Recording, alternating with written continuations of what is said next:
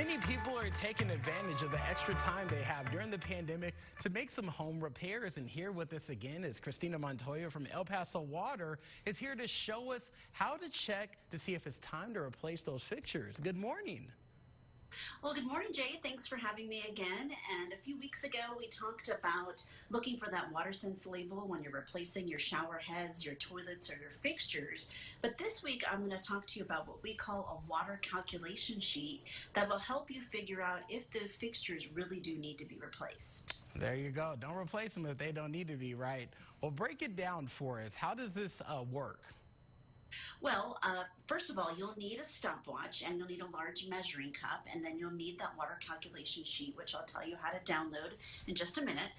But what you'll need to do is take that sheet and go to one of your fixtures and measure how many ounces of water are collected from one of those fixtures in 5 seconds.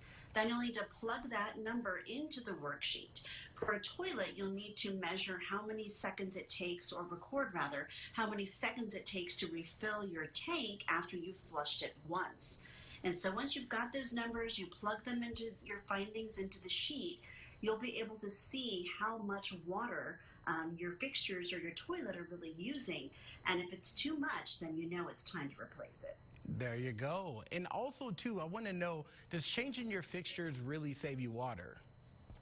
Well, it does. I mean, if your bathroom is an older bathroom with an older, non-efficient toilet, you could be using as much as 6 gallons per flush. And a WaterSense label toilet will only use about 1.3 gallons per flush. So it's quite a big difference.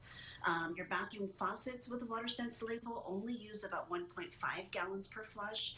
And the shower heads with a label only use about 2 gallons per minute. So if you replace all of these fixtures in your house and the toilets, altogether, imagine the savings that you could have in your entire household. I can see how that would be a big difference in use. And also, too, how can people contact you just in case they want to look at this information online?